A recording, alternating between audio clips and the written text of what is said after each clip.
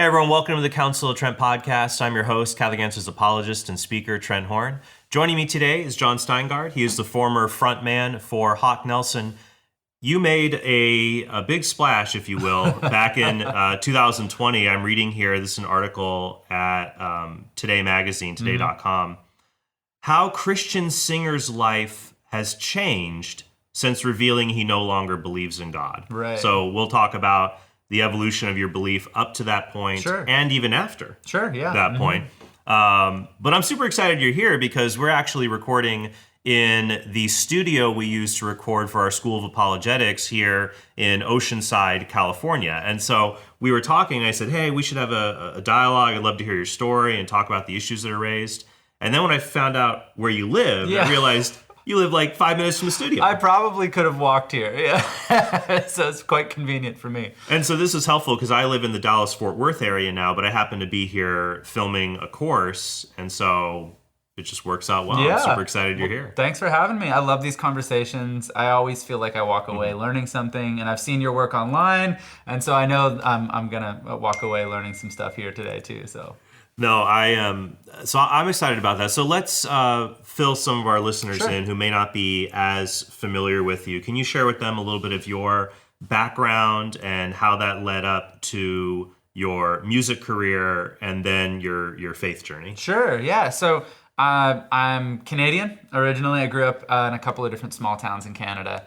And my dad is a pastor. I grew up in a very, very expressive, charismatic, evangelical Protestant environment. Yeah. Hands in the air, roaring like lions, barking like dogs, waving flags, people feeling like they were getting gold teeth. Like, wait, what? Wait, no. You gotta explain that one. So in the mid-90s, there was this sort of movement that swept through Southern Ontario. Were you guys at the Toronto Airport blessing? You were Toronto Airport blessing? Yeah, so my dad was, that church, for those that aren't familiar, there was, in the mid-90s, there was this wave of, I don't know what you would want to call it. Internally, it was called a renewal. They were hesitant to use the word revival. And the pastor of that Toronto Airport church, which is now called Catch the Fire, his name was John Arnott. Yeah. And my dad was one of his associate pastors. Not at that church, but in that network. And so my dad pastored a related church. And so during this period in the mid-90s, there was this sense of an outpouring of the Holy Spirit moving a very charismatic movement of renewal. Yep. And it was a really big deal. It was very focused on signs and wonders and stuff. So there's a lot of people falling over, slain in the Spirit, speaking in tongues, all that stuff. So I came up in that environment. Yeah. And I was a kid, so I thought that was normal. And it was only later that I discovered that this was not necessarily your typical expression of Christianity that someone would grow up in. Most people's churches don't have a Wikipedia page. Toronto Airport Blessing does. Sure, yeah. So that was my upbringing. Pretty early on into my adult years, I joined a band, Hawk Nelson. I was the guitar player initially, and we started touring in the U.S. So I came down to the U.S. when I was 20. Mm-hmm. And the first few years, I mean, we did 240, 250 shows a year. So we just were living out of a van. I mean, I didn't really have an address for a few years. Yeah. I didn't unpack my suitcase for 10 years. So once we got doing the band, within Christian music, there's different ways to kind of approach being an artist in Christian music. And I always say that there's a blend of ministry, business, and art. Mm-hmm. And everyone blends those three things differently. We were probably putting business first. We probably were more of hey, this is something we do as a career, but we can also express our faith, and we can also make things that we. So you want to go down a path kind of like Switchfoot or Newsboys or probably where it's not like ministry and art weren't important to us, but the blend of those three was probably more on let's make a career for ourselves. So and what also do stuff. Was this in the early 2000s? Yep. Mm-hmm. Okay. Yeah, that's right. Yeah, there was a wave of that. Oh, totally. Yeah. I remember because that was during my conversion experience. I was a non-religious high school student. I had met some Catholic youth, but they were also into Christian music. So this was in the early 2000s. I remember listening to Reliant K. Oh, yeah. Really enjoyed Reliant K. I was driving the other day and I saw a bumper sticker, and the bumper sticker said, "I remember 5 Iron Frenzy." And I was like, I remember 5 Iron Frenzy too. That's the perfect way to bring up 5 Iron Frenzy, because there's a certain kind of person that just has this deep nostalgia for 5 Iron Frenzy specifically. Yeah. Okay, so you were a part of that, and then you guys were growing in notoriety. Your genre was kind of like pop punk. Yeah, and we became more pop oriented over time. I was never a big pop punk guy, but I was the guitar player, and I could support that sort of, I could play that role. Yeah. In 2012, our singer left the band, and we were trying to decide, like, okay, are we done? Do we want to continue as a band? And the idea was floated for me to become the singer.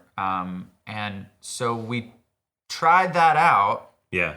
And we knew that it would require like a pretty big shift in style, because I was just not like a pop punk singer. Right. So we allowed ourselves to sort of take the DNA of the band and make something a little more pop oriented, pop rock.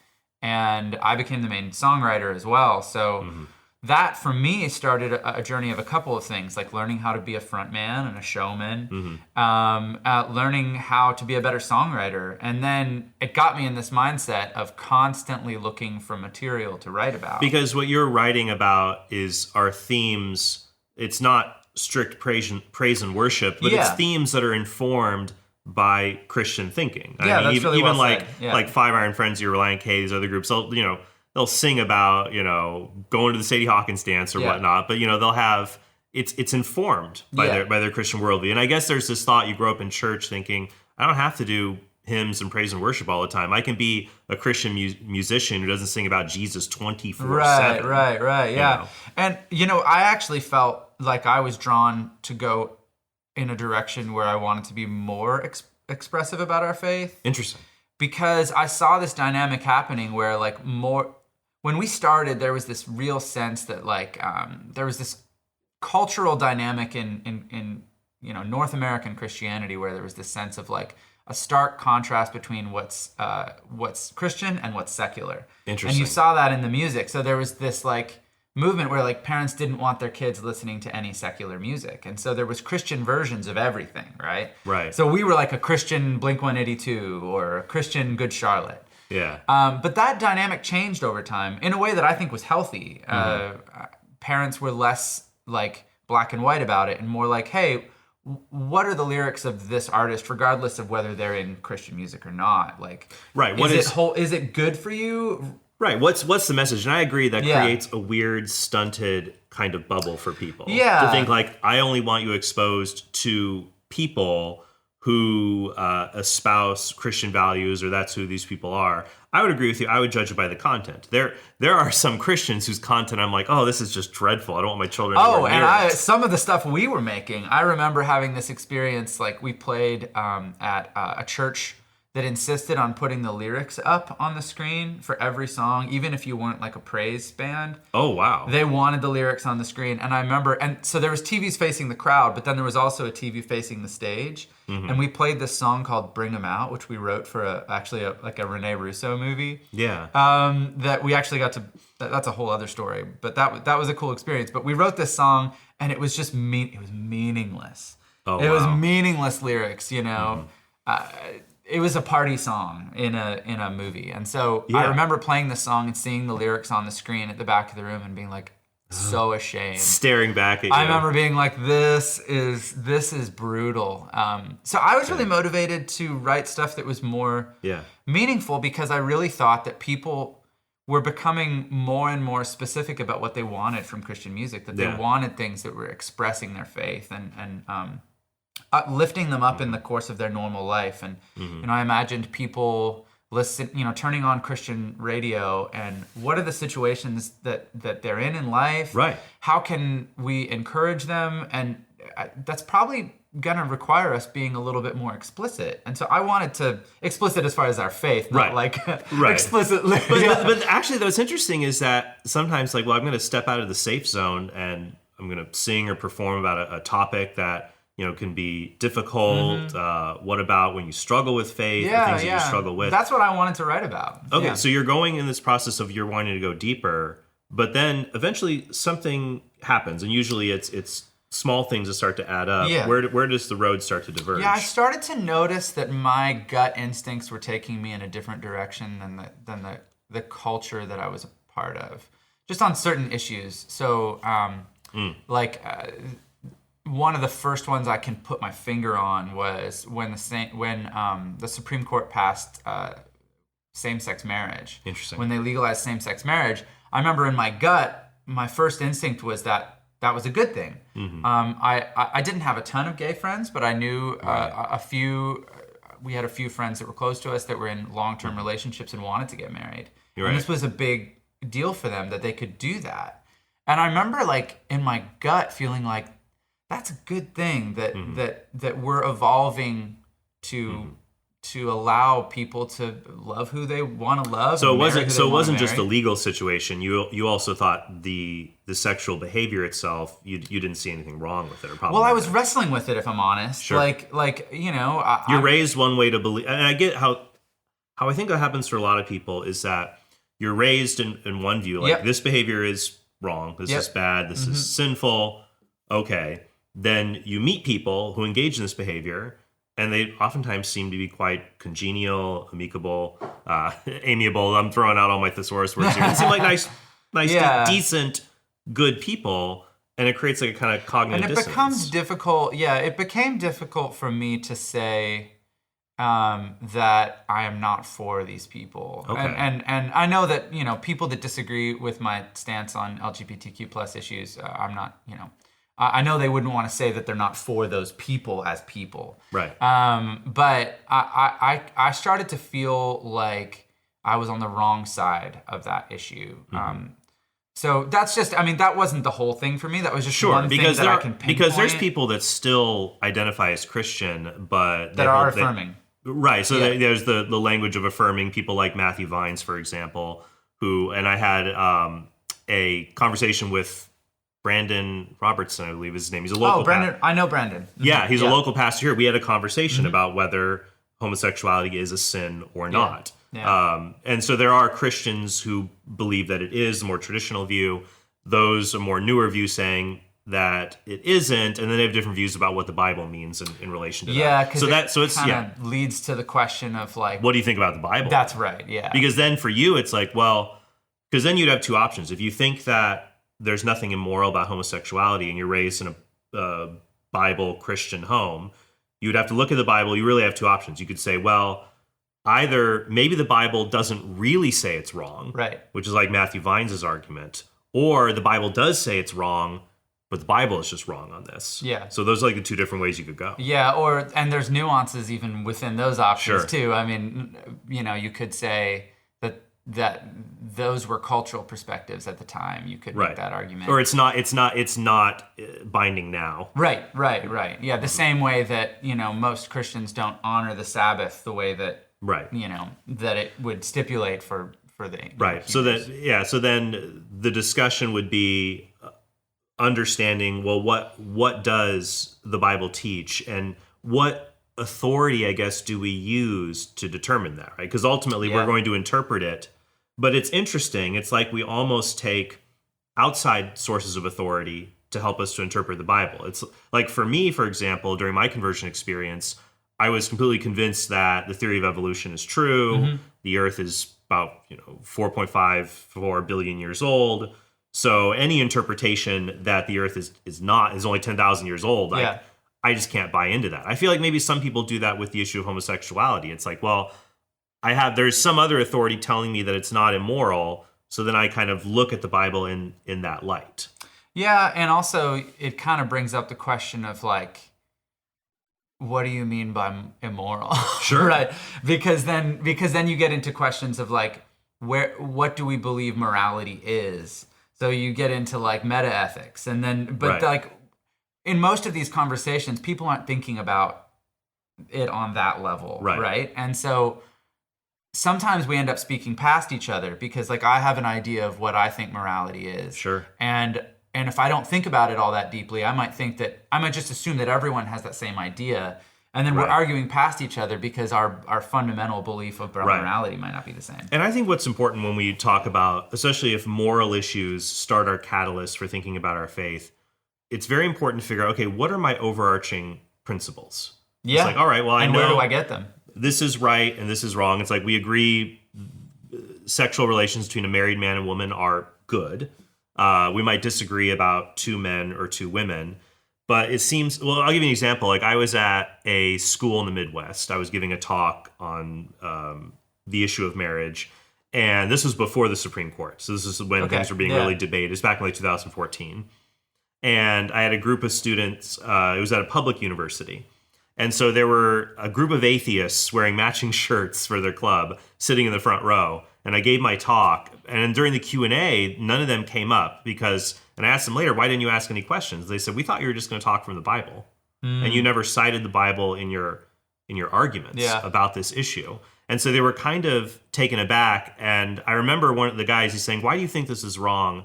And I took a flyer from the event and I turned it over. And I said, look, I try to think of this as a philosopher, right? Let's write down what are sexual behaviors that are right and wrong. We all agree rape is wrong.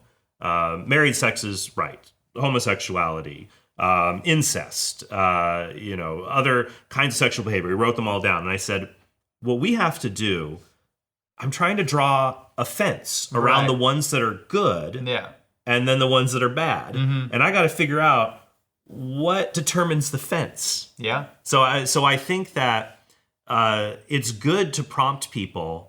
Like let's say their only thing for sexual ethics is just Bible verses.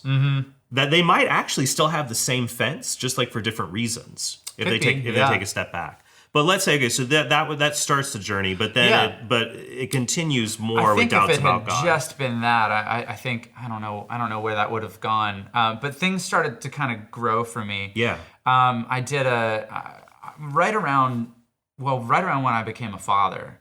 I started to feel the pressure of like some of the things that I wasn't sure about Christianity, about God. There was always things that I just was uncertain about. Like, why is it that God is so mysterious? That we don't seem to have more direct access to God? That like, that I could plausibly doubt God's very existence because I've never actually I've never heard God's voice directly, specifically. Right. It's always through this, growing up, I always heard the term still small voice, right? So it's like this internal knowing, that like the sense that you sense God. I mean, this very expressive terms, right? Well, because you grew up in a very charismatic community. Yeah.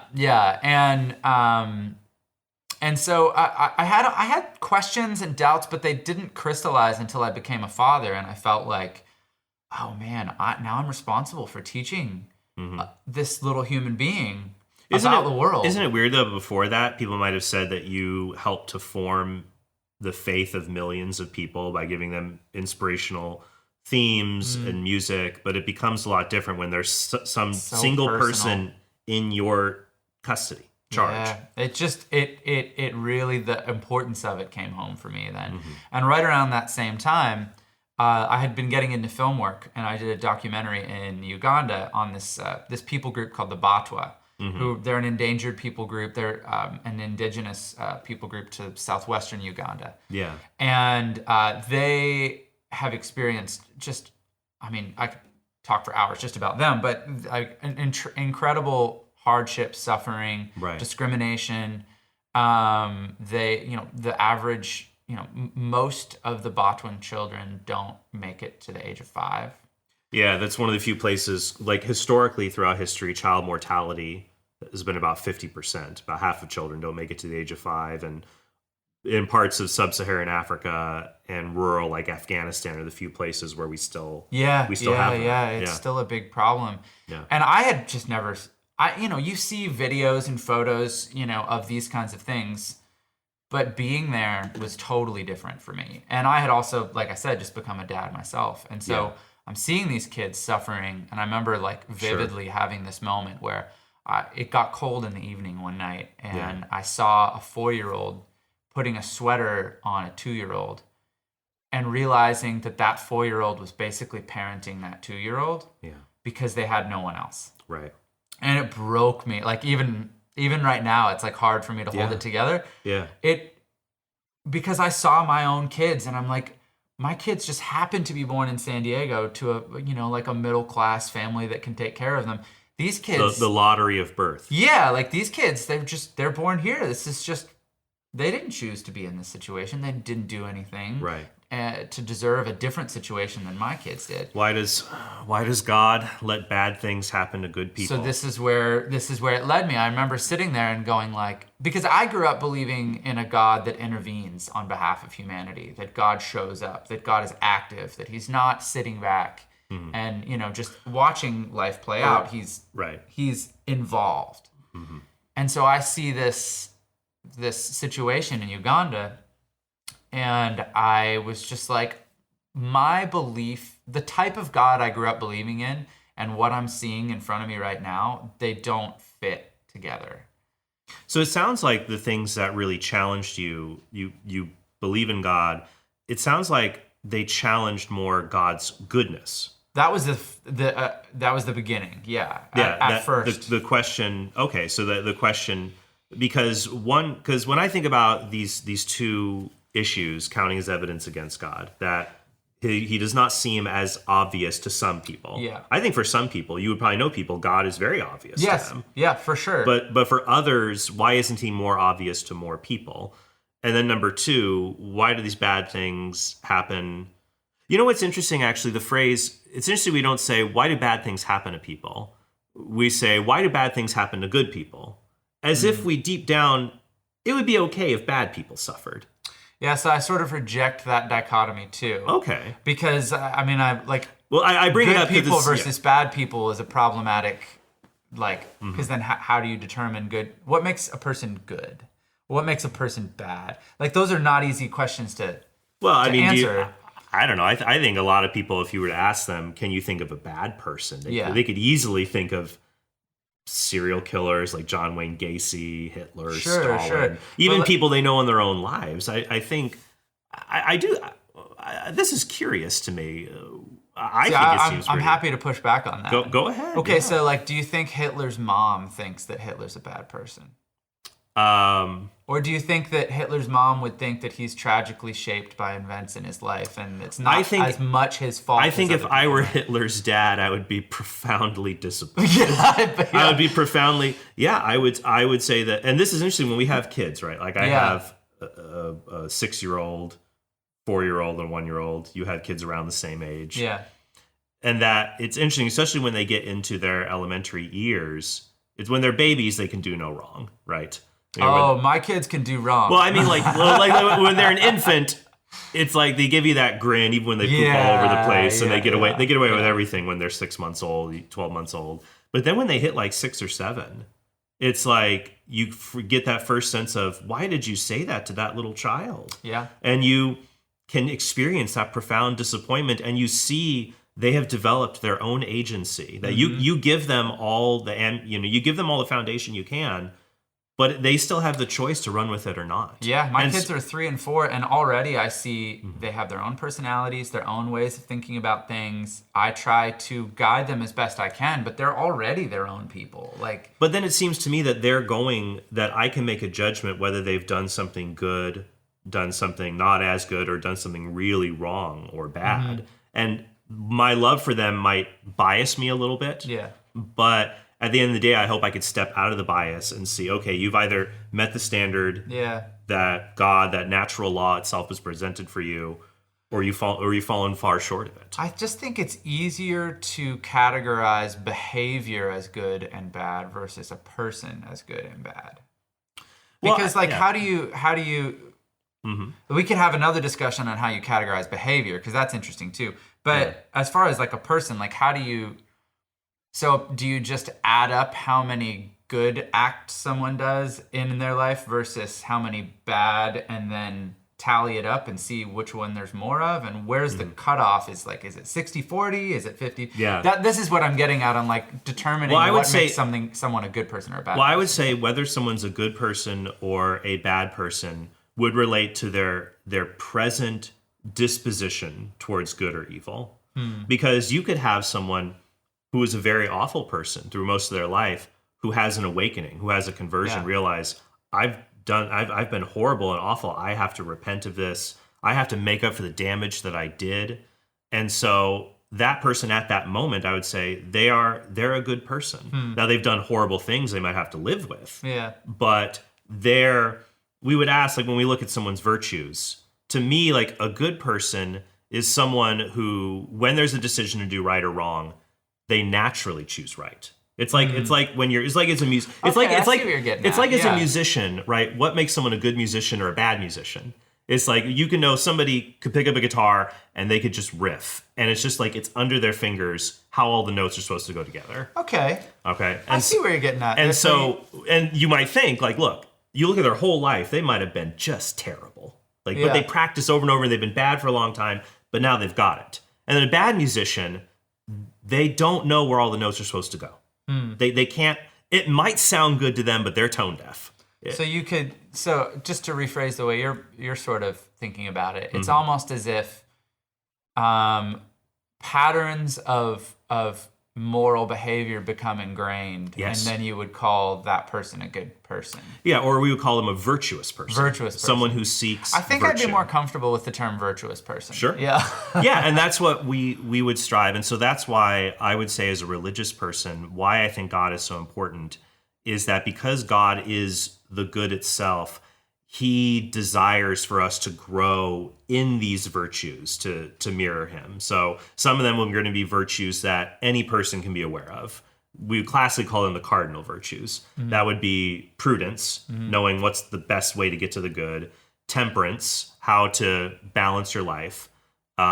Justice, giving people what they deserve. And then fortitude or courage.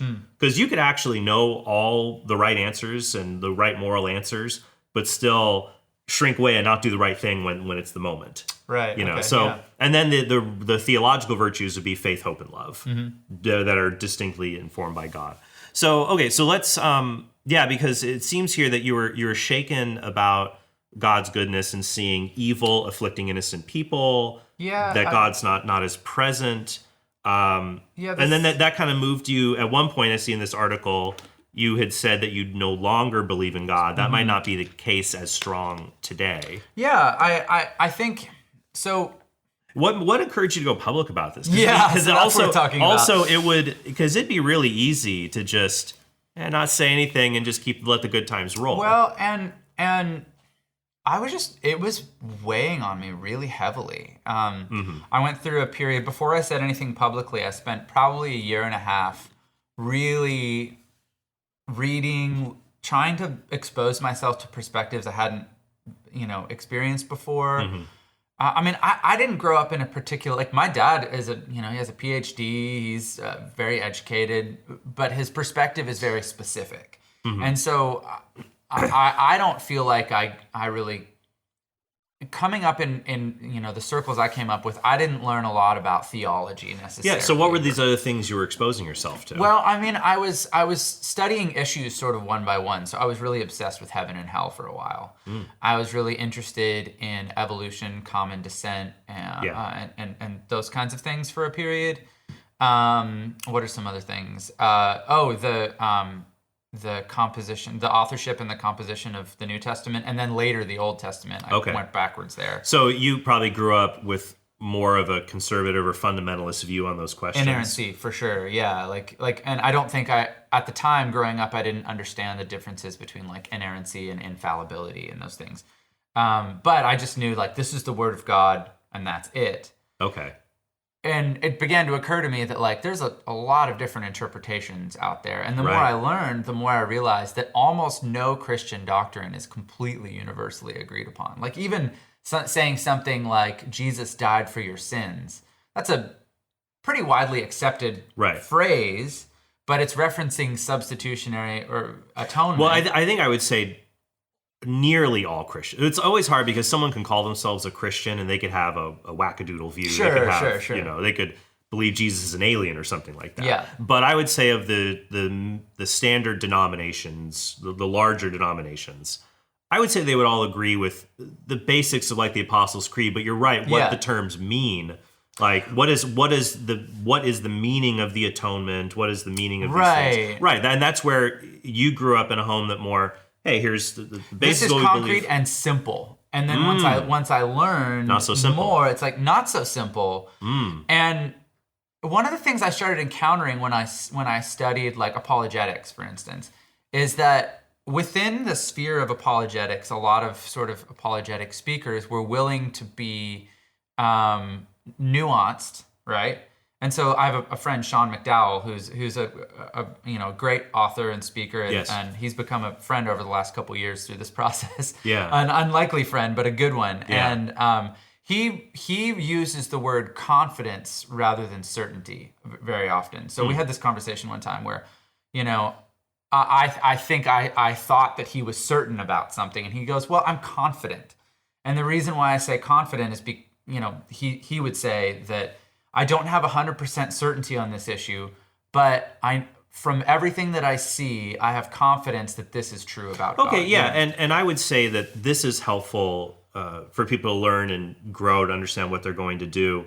Because I would say certainty and confidence are essentially synonymous, but you're trying to, because we might say, well, is certainty like 100%, I can't possibly doubt this. And I agree there's very few beliefs like that. Yeah. Like for example, I could say in philosophy, we would say, I can't even say I am 100% certain I'm having a conversation with Jon Steingard, because this could be I'm dreaming about this. I'm like, I hope the conversation goes well, and things like that.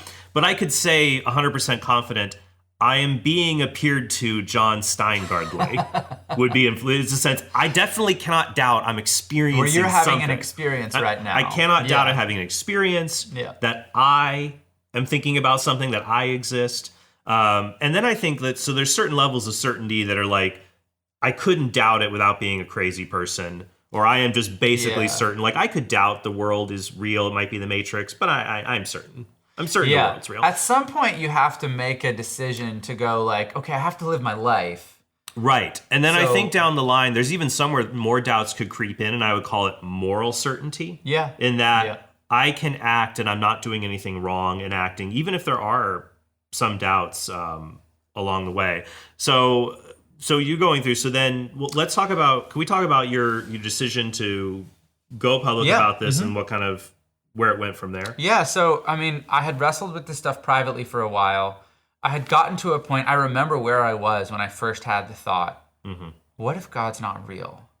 Because, like you said, up until that point, I had been questioning certain things about God's nature. Right. Like, what is how the could deal? How could a good God allow this? Maybe it could be explained by just there is no God. That's where my brain went to. And eventually I was like, because I started to find problems with the version of, I should say it this way, the version of Christianity that I had held to. Right. I started to see problems. And I started going well, okay, how far down do these problems go? What if they go all the way? Yeah. And like, honestly, I was terrified. Like, it was not a welcome thought, because I had always believed well, I bet. Yeah, like, I had always believed that God created me specifically, knows me specifically, has a plan for my life. Yeah. And all of a sudden, I felt so vulnerable and scared. And like, are we just out here? Like, like, could anything happen to me at any time? And with the philosopher Friedrich Nietzsche, we always say, like, the quote from Nietzsche, God is dead. Right. And people think of that as a triumphal quote. That is not how he meant it. No, in his work, Thus Spake Zarathustra, there's the parable of the madman. Yep. And he says God is dead, but he goes in a bar, and then he's like, do we not feel it getting colder? We are not unchained from the sun, drifting into darkness. It's a grim thing, the thought of God being dead. Yeah. I mean, I think he did hope that we would overcome the obstacles that we'd face as a result of killing God, like I think he hoped, he talked about the overman or the Übermensch, right? In the hopes that we would be able to create our own meaning. But yeah, you're right. The whole like God is dead thing is super misunderstood a lot of times. So for you, is like that. It's like you've been unchained from the sun, drifting into the darkness. It was not something I welcomed. But I felt like I had a responsibility to chase this journey down and go like, well, what do I really believe? And so I did that for a while, and then more and more I was just like, I don't think I believe in God at all. And eventually it got to a point where I was like, I cannot pretend. And at that point we were already sort of winding the band down. Okay. Which most people don't know.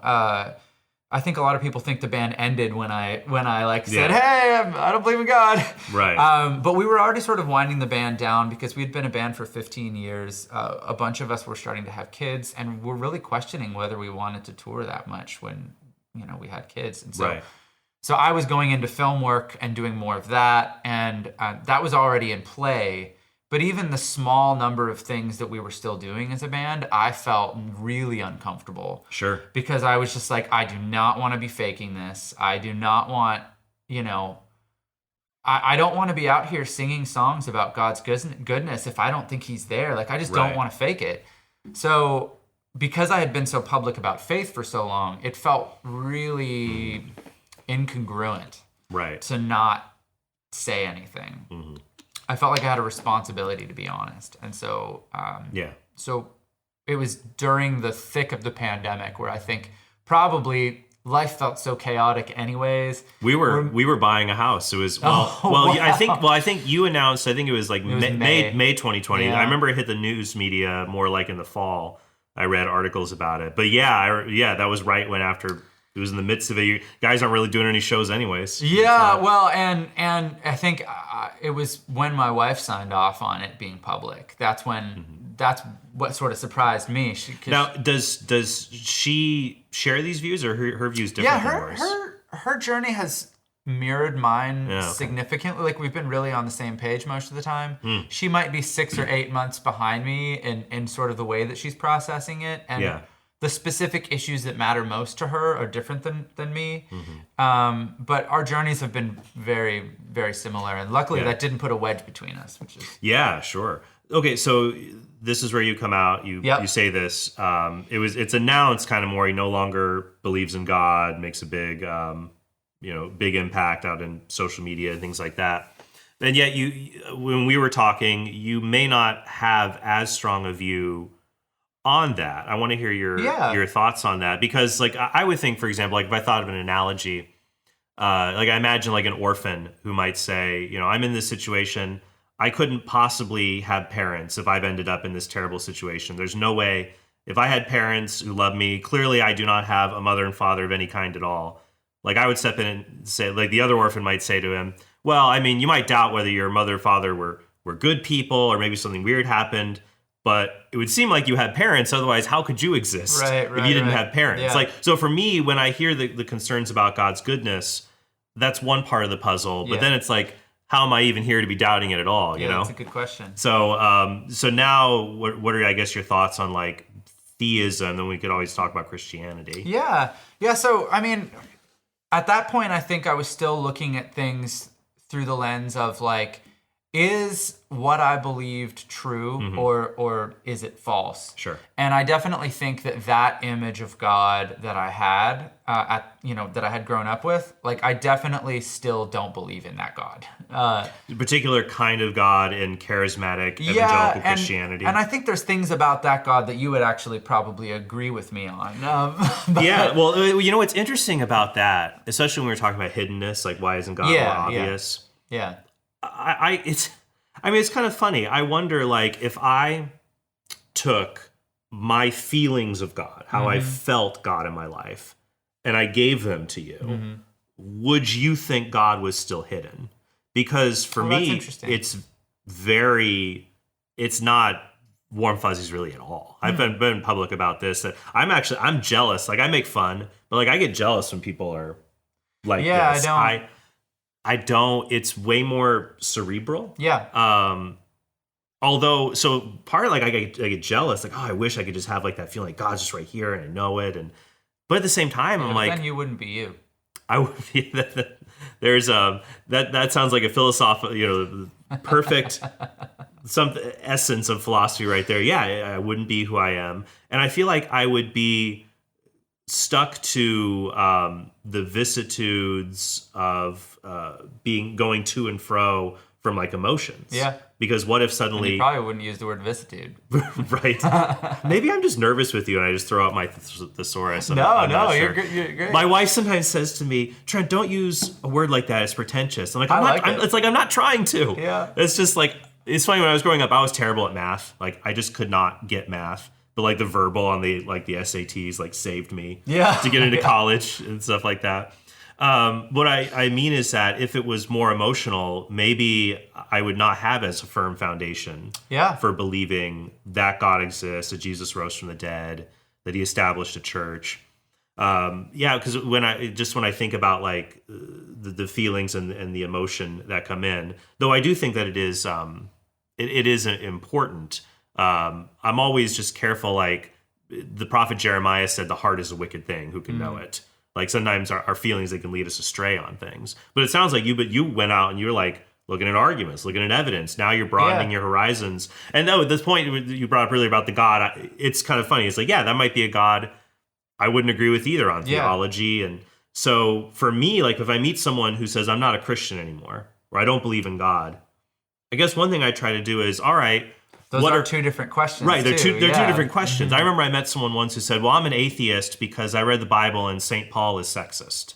And I'm like, well, all right, we can talk about that, but like you've made a huge leap here. Like you could just, you could still be a Christian and just say, I disagree with how to interpret these passages. Sure. Mm-hmm. So that's what I would caution people, like if they run into problems, don't go further than the problems need you to go. Yeah, basically. And I think initially, early on, I was willing to make those kinds of leaps very quickly because I was like, whoa, like, because again, this is one of the unintended effects of the sort of version of inerrancy that I came up with. The black and white thinking you had growing up. If you find one problem, the whole thing's a problem, right? And so that was like I remember I read *Sapiens* by Yuval Noah Harari. Mm-hmm. And it's basically the story of the evolution of humanity. And it was so compelling. And it's so much more detailed and thoughtful than any sort of origin story I had ever grown up with in Christianity, that I was so compelled by it that I was like, oh my gosh, like I grew up believing the earth was 6,000 years old, and anyone that said otherwise was lying to you. And that's why I was so attracted when I came to believe in Jesus in high school. I looked at all the denominations and I'm like, that's why I was attracted to Catholicism in that tradition, because it's very, hey, you don't have to, but you can believe in evolution. In fact, the Catholic Church says we don't have a teaching on the science of evolution because the church doesn't teach about science. Yeah. It's like people will say, well, why didn't the church say that Galileo was right? And they're like, well, it's issues in biblical interpretation. But Galileo wasn't right about everything. If the church had said Galileo's right about everything because he thought the planets were a perfect circle around the sun. Right. But Kepler showed it's an ellipse. Sure. So that's why the church is like, no, we talk about faith and morals. But the church did wait like 300 and something years to admit that Galileo was right, that the sun is the center of the solar system, though. Well, I think it was 1992 when they finally admitted it. Well, no, that was when Pope St. John Paul II issued an apology for how Galileo was treated in his trial. But it's interesting, I was reading some atheist historians who were commenting on the whole story of Galileo, saying to their fellow atheists, guys, we're really oversimplifying this. One reason is that Galileo just decided to be a giant jerk to the Pope at the time. Like, he wrote this dialogue explaining his views. He wrote this dialogue explaining his views, and there's a character who represents the Pope, and his name is Simplicio, which basically means idiot or simpleton. Yeah. And so he's kind of like doing this to the Pope. Is like, what do you expect's going to happen? But that's... I'll send you some articles. Yeah. Well, there's actually a whole new book on the subject. I'll send you a copy of that. Well, it doesn't surprise me that story there's more to it. But that's interesting. Your journey is all about going from black and white to nuance. Oh, yeah. And I think that's important for anybody who is religious, that when your views about your worldview, even if actually, I know atheists that have kind of black and white reasoning. Oh, for sure. Who say things like, there's no evidence for God. I'm like, what? Yeah, I don't agree with that. It's important to have our views kind of reflect reality, follow the evidence where it leads. And so now, we were talking a little bit earlier, you're a bit warmer, at least to the prospect of theism. Yeah, I think it's tough because all of these subjects are so interconnected, right? So like for most people, when they say I'm a Christian, they're taking on like a wide array of views or possible views, and they're all connected. So like theism versus atheism, like is there a God or isn't there? You know, or are there gods, plural, which is I actually think an underexplored, area of thinking. Because like how many times of any creature that there is out there, how many times do we encounter a single one? Right. Well, and that's interesting because from the classical theist tradition, tons of polytheism. Yeah, well, when I say classical theism, that there's a modern view about looking at God and the philosophy of religion. There's two views: classical theism and what's called neo-theism. Oh, okay. And I'm not familiar with that distinction. Yeah, so the distinction would be that, and this is kind of a newer view of God, really in the modern world. That what is God? Well, God is a person. God is a special kind of person who is all powerful, all knowing, all good. And he's a person without a body, and he's like you or me, like a person, but he's got all these powers, basically. And he's the most unique person there is. Classical theism holds that God does not belong to any kind. So, everything that exists there are two qualities to it. It has essence and existence. So existence is the fact that it is. Essence is what it is. So a fish has a fish essence, it swims. You and I have a human essence.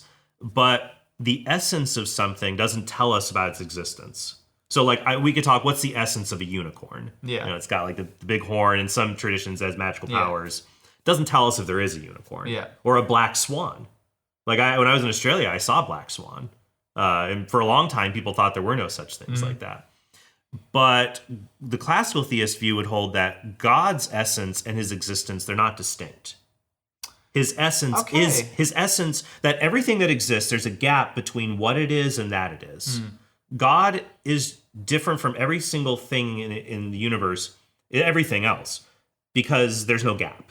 His essence just is existence. Like in Exodus 3, I am that I am. I've never heard it explained that way before. That's interesting. Yeah, and so when you draw from that, it's, there couldn't be more than one God, because then they would all belong to this essence. They belong to this pre-existing, nothing pre-exists God, not even like ideas. Right. So there could only be one. He would have to be infinite. And there's different arguments that would lead you in that direction. And so there, I think that it's helpful to not think of God as just like kind of a person. Because sometimes, even though we say he's outside the universe, we might think of him as like a genie holding the universe. And why doesn't he intervene more? And so like with your concerns with hiddenness, it's kind of like, I want to meet Shakespeare, and I've read all of his plays, and I didn't find he's not there. And it's like, well, you did meet him. Yeah. I mean, he's not Falstaff, he's not Macbeth, but the genius and wit of Shakespeare he's not a character in the play. Yeah. He is the reason the whole thing is there, and you see him suffuse through the whole thing. Yeah. So I think for a time I went all the way to atheism because I almost feel like I needed to complete that journey in some way before I felt like I could explore the space in between. And so definitely since then I've kind of been like, well, okay, like the question of why is there something instead of nothing is a really good one. And the problem is that like no matter what your views are on that question, you have to something arrives at some sort of brute fact at some point. Right. And so that just makes it really hard to get to. And like also like our study of the universe, you go back 13.4 billion years or so. We can study all the way back to just like fractions of a second before the Big Bang. And then the word before ceases to make sense because time started then too. Especially if there is an absolute beginning of the universe. You're right. We wouldn't say before in a temporal sense, like in time, but we could talk about before in like a logical sense. Sure. Okay. So it's like it's like if I make an argument: all men are mortal. Socrates is a man, therefore Socrates is mortal. Right. Like if I have that argument, the major premise, all men are mortal, is before. It's prior logically before, but not temporally before. Okay, yes, that's a good distinction. So when we think about God creating the universe, we don't think of God like I would say it's interesting. So we go back to the God as a person, neo-theism, and classical theism. The God as a person view would think of, well, God is just kind of sitting around and he's concerned about me and he's thinking and acting and wants to intervene and do these things. Like I would hold the view, and not every theist holds it. You could talk to, I was at a conference actually with other Protestant apologists and speakers, and there might have been 8 or 10 of us, and they asked us in a panel, how many of you believe God is timeless? And I think only I and one other guy raised our hands. Really?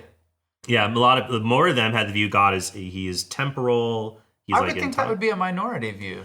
Not in, I think, a lot of more mainstream Protestant philosophy and views. They believe that God has, inserted is the wrong word, but like has put himself into time. William Lane Craig says that God sans creation is timeless, but when he creates the world, he enters into time. And I just believe that God is infinite, perfect, and timeless. And so for God, all his knowledge exists in one perfect moment. Right. And so because of that, God doesn't think about anything. Which would explain why God can't change. He doesn't change either. Because change needs time. Well, change needs time, and change needs to be explained. Like one of the reasons I believe in God is not just the universe began, but like it changes. Like the universe could just be a static block. It's just like a painting. Like it could just be a static block. But there's change. It's like, well, what changes this? And something changes that. Mm-hmm. That God is the unchanged source of all the change. Mm. And so because of that, here you draw a lot of neat things from that if that comes to pass, that he's this unlimited source of change, and all his knowledge, everything is just one timeless, perfect moment. And so that's for me why Christianity is so appealing, actually, for God becoming man, is that my philosophical view of God is just like so different from me. Mm-hmm. I don't know how that thing could love me. But then God entered into... Yeah. Now, I do see how that being could be good. Because when I think of like good and bad, I think something's bad when it's missing something. Like goodness and evil, or we just say good and bad. Like what is like I had a computer that just died the other day, and I had to take it to the shop. Its hard drive was missing something it needed.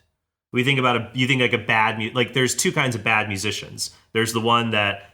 charges for gigs that he shouldn't do. He's ethically corrupt, and someone just can't hit the notes. Yeah. But in either case, he's either missing virtue or he's missing the right, placement of his fingers, things like that. But in God, if he's the source of everything, he's infinite and perfect, he couldn't be missing anything.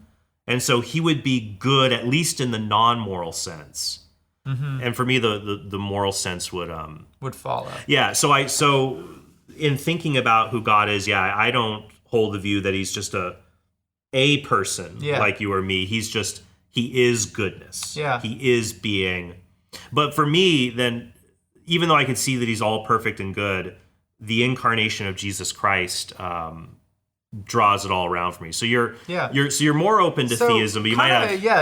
I feel like I've set us on a tangent every time you've asked, so I'll try to actually answer the question. Yeah, that's fine. I mean, like looking at the question specifically of like, why is there something instead of nothing? Yeah, that question is difficult to answer. Sure. But I think that question on its own, outside of anything else, theism makes more sense than atheism, because something bringing creation, bringing the universe into existence makes more sense. Those are actually two separate questions. Because even if the universe was eternal, we would say, why is there eternal something rather than just straight nothing? And then even more interesting is we have a beginning, we've got creation. So you're saying, okay, because it goes back to like the orphan example I gave. Even if the orphan doubts his parents' goodness, he has a hard time explaining how he got here.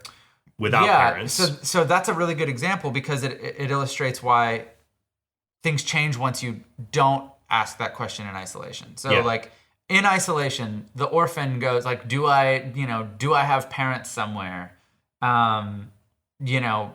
By the fact of my existence, it's more likely that I have parents somewhere, right? So that's a metaphor for asking the something from nothing question in isolation. And then he might ask, fine, maybe I do have parents. Where are they? Or where are they? Are they good? Yeah. Could there be some kind of good reason? And now then the analogy starts to break down, because Well, see, actually, then I think from my view, the analogy begins to make even more sense. Because then the orphan goes, okay, so I have people telling me that my parents are both all good and all powerful. So the problem is the orphan has to make sense of that. The orphan has to go like, okay, so I've never met my parents. People are telling me I've got them. Right. If they loved me, you would think they would be around. Right. And if they were all powerful, you would think that they would be able to be around. Sure. So then the orphan has a problem. And this would be the problem of divine hiddenness. Yeah. So if God exists, he's all good. It's a variant of the problem of evil. I found that too, because I started with the problem of evil. Right. And it led me to this divine hiddenness thing, because I realized I had this moment. Yeah. I took my kids to the beach this one evening. We watched the sunset. Right. And my daughter at the time, she was maybe 1.5, and she likes playing in the waves, but they're kind of big for her at the time. Yeah, sure. And so she like reached up and she was just like, "Daddy." Yeah. And I was like, I had this moment where I was like, that's me. Like, yeah. My whole life, I've wanted God to be real. And I've wanted a tangible, real connection, and I don't feel like I've gotten it. And so it's difficult from... There's various ways that it gets answered when you ask that question. And sometimes in some of the circles I was in, the answer was that it's my fault. Now, people don't always come out and say it, but like as a kid, you just develop certain impressions. And I came away with this impression that all the people around me seem to be experiencing God in a way that I'm not. Can't be God's fault. Must be my fault. Yeah. Well, I guess, and what I meant by the analogy breaking down is that it becomes difficult when we compare ourselves as parents to our children versus God because of our limitations. So, like when my 1-year-old gets hurt by something, it's interesting. I'll try to comfort him as much as I can, but he sometimes seems almost oblivious to me trying to comfort him. Sometimes that he's just get the tears out. That my inability to reach in there. I guess I have a question then for you. Like you're comparing, if God existed, I would have the experience these other people have. Like, how would the world look where you wouldn't question divine hiddenness? Well, I could imagine a possible world in which, if there's an age at which you need to decide, because like the whole heaven or hell thing, like, accept God or reject God, right? Right. If there's an age at which that decision becomes consequential, say 18, imagine your 18th birthday, God appears to you and says, hey, I'm God, I created you. Here's some things I'd like you to do. Here's some things I'd like you not to do. Okay. Depending on how you do that will determine, I guess what would God look like? I don't know. God could apparently look like whatever God wants to look like. But what we're presented with instead is that basically everything I know about God within Christianity has come to me in the form of people telling me things, right? It's never been direct. It's never been like God revealing himself to me or, and so people have a tendency of not always being right about things and of being, like we're learning more all the time about all these different things. And so I sort of, here's the main, let's get to like the main I guess crux. people can sometimes also be wrong about what they immediately experience. Like they think at 3 a.m. the shadow is a person breaking into the house. Right. So that's why I guess I feel like this concern. We're not always trustworthy, even ourselves. Our own experience. So then we could even doubt, like for me, if just some being appeared and said, "I'm God. Here's what I want you to do," I might think we could doubt that too. Well, is this an alien? Is it Elon Musk? Is it Elon Musk? He actually is an alien. That's a theory that I've heard. There could be. There are. Am I having an episode? Like it seems to me the problem of divine hiddenness. It seems like for a lot of people, God is not hidden. Yeah, I would agree. So it's like God could do more to make his existence known. But for me, similar with evil, the reason, I guess there's two things I have a problem with the argument. One would just be the basic, well, could God have good reasons for not making his existence obvious? Yes, he could. Right. So then if he has good reasons, then it's like, well, I'm not in a good place to be able to say he doesn't exist or he's not good if I can't see the whole picture like he does. That's one thing. Right. That's one. And the the second is this idea of relationship. I feel like God could, like, his goal is to order me towards my goodness. And I feel like that could look in a lot of different ways. That I might encounter God in even acts of virtue and goodness itself. I don't know when. I think this might air last week in my podcast. I spoke with Joe Schmidt at Majesty of Reason, and we talked about. And Joe is an agnostic. Okay, yeah. And we talked about divine hiddenness. And I'll send you the interview, that section. Yeah, I'm interested. What he said was interesting was that he doesn't consider this a good argument for atheism because he could see ways where we could be in relationship with God, but we're not consciously aware of the relationship. Yeah. Like how an unborn child and a pregnant woman are in a relationship, and the mother is caring for this child, but the child's just not aware of it. Right, and I would say similar to an infant, honestly. Yep. So I guess those are... So here's why it's important to me. Yes, because sure. I think the divine hiddenness thing, again, on its own, it's like, well, God might have reasons to not reveal himself, right? Yeah. But when it's coupled with this decision that Christianity teaches that we're supposed to make, where we believe in Jesus, we put our faith in him, right, and that is our ticket to heaven. If we fail to do that, we've rejected God and we go to hell. Now, there's different philosophies on hell. We could go down that tangent, but let's say we have to make a choice for God. There's some sort of choice involved, right? Mm-hmm. And so, to me, it's the coupling of the hiddenness and the choice that this is where I have a problem. Yeah. Because it's like God is very mysterious, seems to be more hidden than he could be, and that would be fine if there wasn't this really consequential choice to make. Sure. And so the fact that there, according to Christian, doctrine, that there's this really consequential choice to make. Yeah. That puts me in a position where, like, okay, so do I need to believe in a God that leaves things so mysterious, right, and yet will judge people if they get it wrong? That feels not loving to me.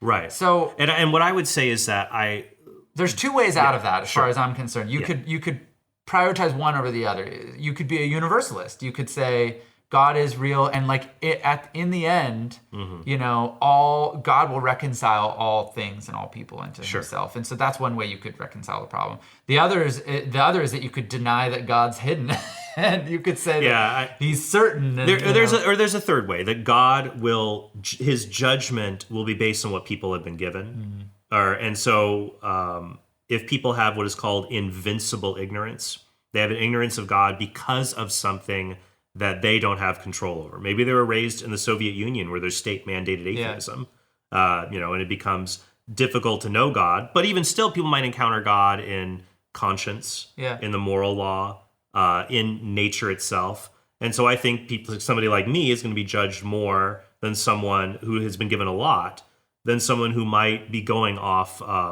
less. Yeah. Can I ask you a question about that? Yes, and then I want to bracket one thing going about the problem of his manifestation. But yes, go ahead. Sure. So I actually relate. You say nature in that list, and I relate to that. I have always felt more connected, more of a sense of awe in nature than any church service or concert or anything I've ever been a part of. It's like if there is a place I ever feel like I used to characterize it as experiencing God, and now I'm not so sure. Well, I consider this almost an argument against atheism that I would call the problem of gratitude. Sure. It's like when you go to nature, you want to be thankful for it. I'm grateful. But to who? That's a really good question. And so I'm sympathetic to people who feel like they're most connected with God in nature, but my response there is that, like, whatever you're connected to there, that is not. It's not necessarily indicative of the truth of specifically Christian claims. Sure. I think one other thing that helps is, Immanuel Kant once said, two things fill me with wonder, the starry heavens above and the moral law within. So I really do believe that this existence of a universal, may not always get all the facts right, but people seem to be attuned to the moral law. I think that provides a way for them to come to know God. And that's what Romans chapter 2 says. Paul says that the Gentiles, in Romans 2, 14 through 16, Those who were not given the law on the stone tablets had it written on their hearts as one of those means.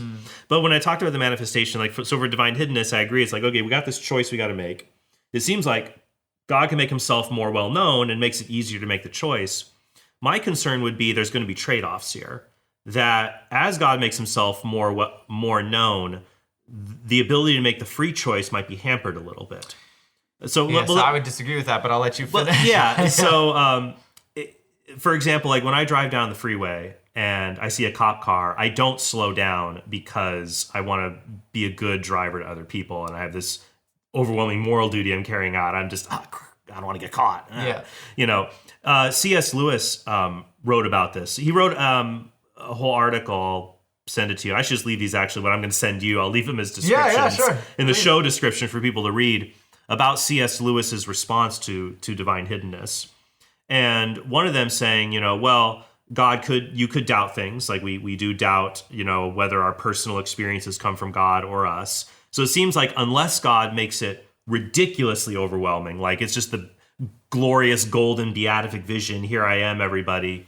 But then the problem is, it seems like where God has created us to make that choice, it would almost be gone. Here's what Lewis says. We can guess why is God delayed in making it just obvious to everyone? We can guess why he is delaying. He wants to give us the chance of joining his side freely. I do not suppose you and I would have thought much of a Frenchman who waited till the Allies were marching into Germany and then announced he was on our side. God will invade, but I wonder whether people who ask God to interfere openly and directly in our world quite realize what it will be like when he does. And so I think that if God, other people have called this an epistemic distance. Yeah. That God wants to give us freedoms. These include freedoms to come to know him, and also just cognitive freedoms to think. So like with evil, I think the ability to freely choose good and evil is a really good thing. I'm glad God gave us free will. He could get rid of free will to get rid of a lot of evil, but that's kind of a high price to pay for me. I see something similar with divine hiddenness. God could rework our cognitive faculties so we're, I get it, he's right there. But I think it's also good he gives us freedom to think for ourselves. So that's two ways I kind of look at it. Yeah. Yeah, I mean, I think the Bible has examples of people to whom God revealed himself very specifically. Sure. And yet they still retained their free will. Adam and Eve being an obvious example. Right? Now, I mean, I believe Adam and Eve is a metaphor and a good one, but right. I'm not. You may not share that view. But or you take Moses, take Abraham. But what's interesting there? Yeah, God revealed himself, and I don't think it removes our ability to choose. Well, I think it might remove some ability to choose, like to believe whether someone does exist or not. Yeah, but why make that a possibility? Well, I think that it might be helpful to have a situation where people freely choose to enter into relationship or not. Versus, because even in those examples, the angels, Moses, people can know full well God exists and still not obey him. And I think this is not controversial at all. For example, I know that eating right and exercising is good for me. Example. I know that. I have no doubt that if I cut out flour and sugar and I ran 30 minutes a day, I would be better. And I just haven't done it yet. That's a good point. But that was interesting. I have no doubt about that. Yeah. But I haven't moved the will for that. So I do think that you're right. So for me, even if God made his existence obvious, and not even that though, just like his power and threat of punishment, a lot of people might just be going along with the program. It might not be something that God wants, that he wants more, that it's not just about choosing to obey or disobey as I'm thundering over you. Yeah. Choosing to enter into and to seek out relationship. And the other thing might be, why would God allow this ambiguity? I think there's a kind of a beauty in sharing faith with other people.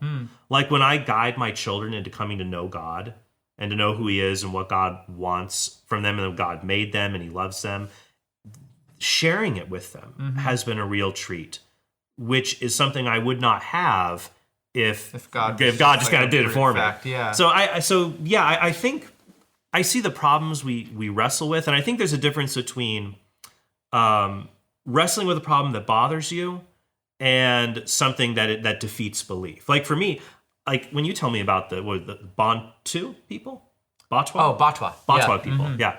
When you tell me about the Batwa people, I wrestle like, well, why am I feeling comfortable and well and they're not? I wrestle and struggle. It makes me upset, but not to the point of defeating one of my key beliefs. Right. So I think sometimes we can have the wrestling. The question is, does it defeat a key belief or not? Maybe you have to wrestle with it. Yeah. There's other ways of dealing with it. And that didn't stand alone for me. Sure. It was just one piece of a journey. Yeah. And really, like, a lot of the things that you're talking about, like, I believe in goodness.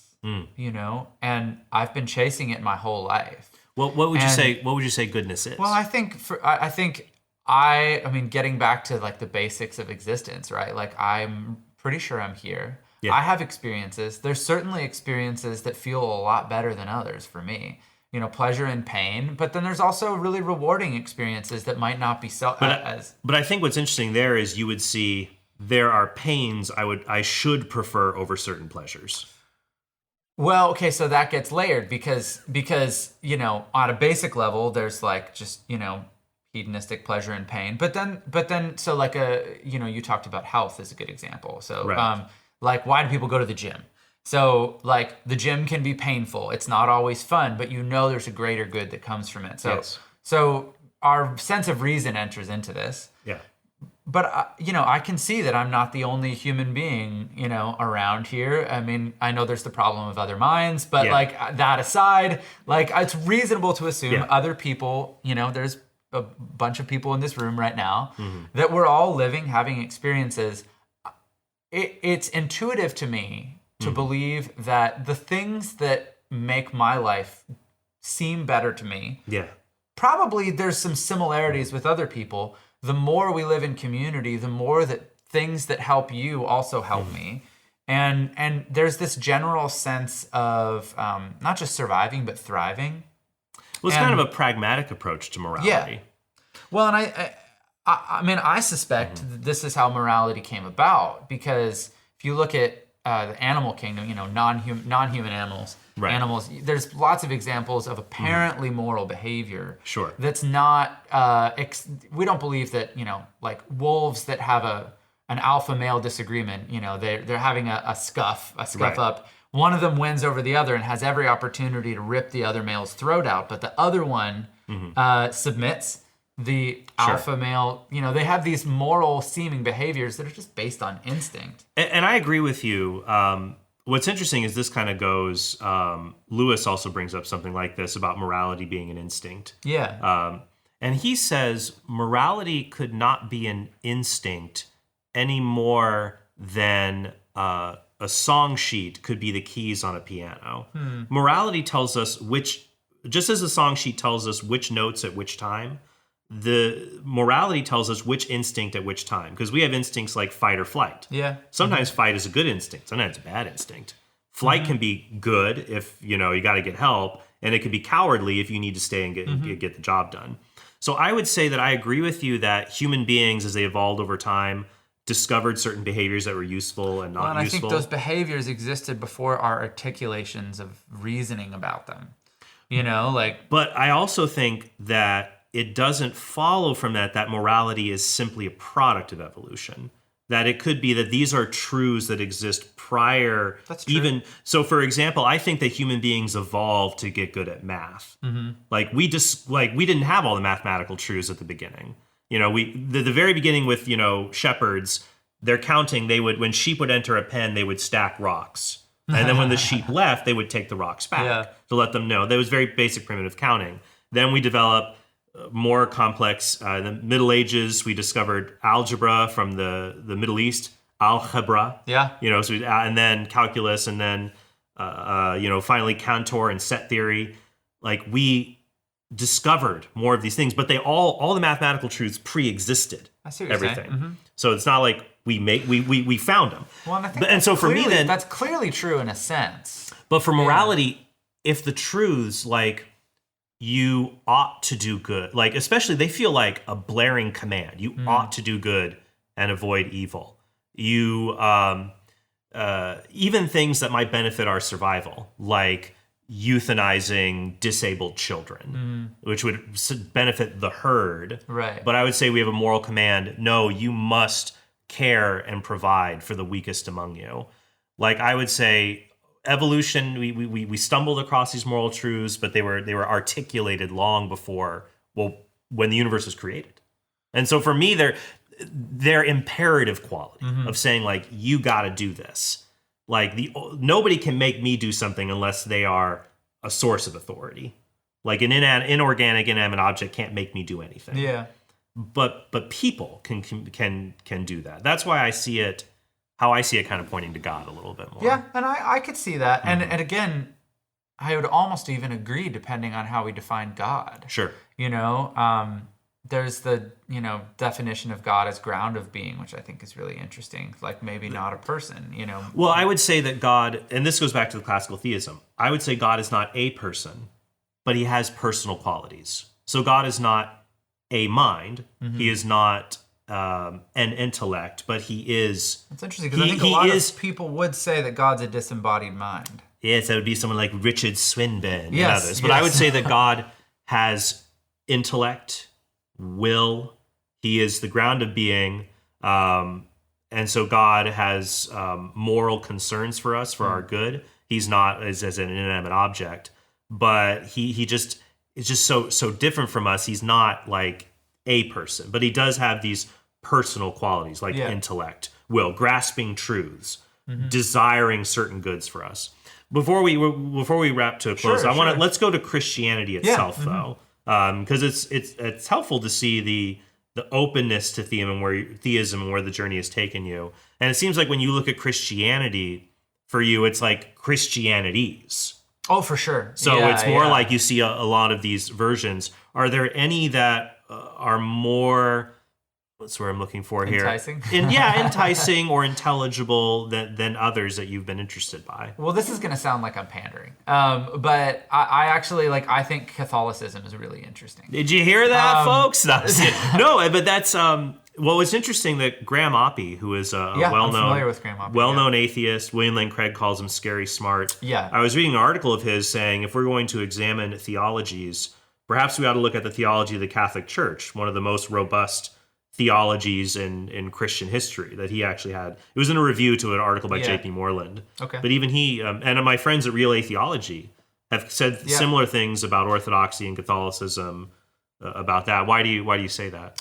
Well, there's a couple of things. I mean, I think it feels a little bit less brittle than some of the perspectives that I grew up with in this sort of charismatic evangelical Protestant, space. Yeah. I say brittle because I think there's some Protestant, circles that cling to this kind of biblical inerrancy that feels really desperate to me. That it's just it's anxious and terrified that there's going to be a problem, so we have to blanket it with this false certainty. Right. Whereas the Catholic Church has a long history. Yeah. Of leaning not just on scripture, but also on tradition. You know, tradition, the idea even that, the tradition of having a pope goes all the way back to Peter. I mean, essentially, the Bible comes from the church, not the church from the Bible. Right, and so, I think the Protestant church has it the other way. So when the church comes from the Bible, you get really defensive, hey, don't mess with my Bible. You're gonna mess with my church. Right. Whereas for us, we would say, well, God's word comes to us in a written and unwritten form. Yeah. And that you're right, that I would say that the Catholic Church does believe in inerrancy. We believe it that feel the same. Well, yes, we would say that the Bible is fully divine in its inspiration, but fully human in its composition. And so God allowed the human authors to use their insights to write scripture. And part of that is God allowed them to retain, for example, incorrect scientific views about the world, because that was not pressing for him as a part of his communication. I think it was a medieval cardinal, he was Caesar Baronius, once said, God wants to teach people how to go to heaven, not how the heavens go. Oh, wow, that's a cool way of saying so that was I think it was Caesar Baronius. Might have been during the Galileo controversy, actually. And so when I read scripture, it's helpful that I see that I do, and I firmly reject, and I think it's unfortunate to see some Protestants not all, but some fundamentalists take like a dictation view. Like the Bible is just, God just told you, write this down. Yeah. Which to me is clearly false. For example, in Paul's letter to the Corinthians, he says, I baptized the households of Crispus and Gaius and Stephanas, but after that, I don't know if I baptized anyone else. Well, God certainly knew. Yeah. He didn't just, so he's letting Paul use his own thoughts. And there's other examples in scripture, like when you read Luke's gospel. I love Luke's gospel has a lot of little nods to medicine. Mm-hmm. Like he has a lot of healing stories. He has a lot of interest. He uses the correct Greek terms, whereas other evangelists will use just more generic terms for fever or things like that. Luke uses the very specific term. Yeah, when he was very likely the only New Testament author that wasn't Jewish, right? Yes, he would have been the Gentile. Yeah. So, but it's interesting. So he uses these terms, and then about the woman who had a hemorrhage for 12 years. Mark says she spent all her money on physicians, and they made her worse. And then Luke just says, no physicians could help her.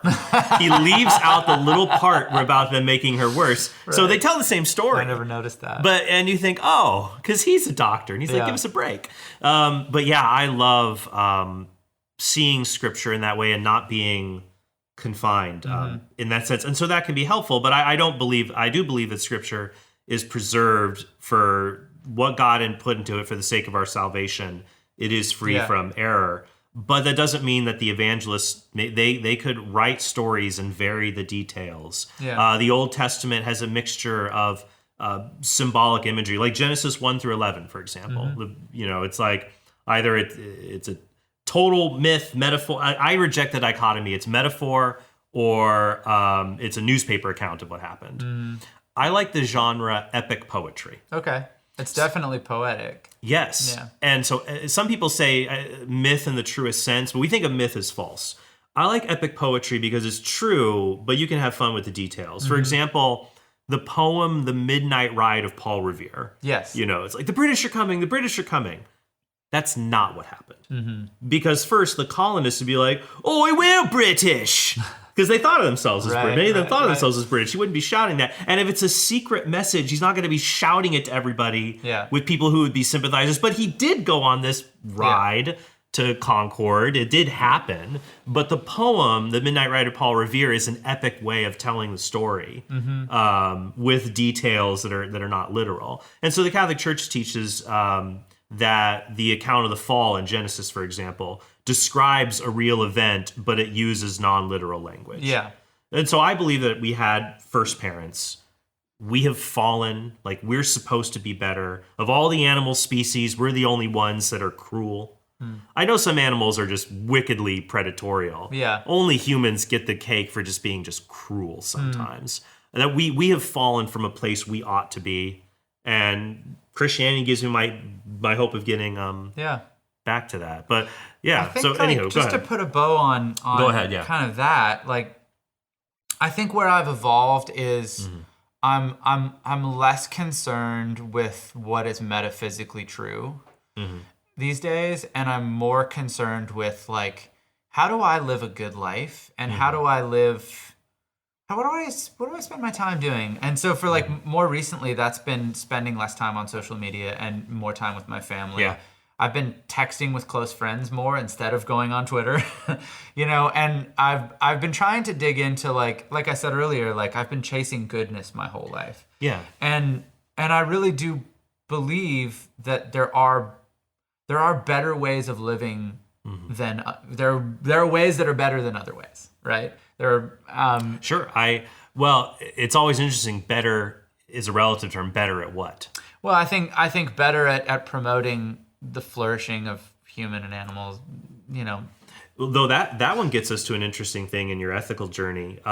Should we privilege human flourishing over non-human flourishing? Well, and that's one of the things I've evolved on too, is in studying evolution, I realized that we're a part of the animal kingdom, not nearly as separate as I had imagined growing up. And so I became vegetarian a year ago, and I don't eat meat anymore.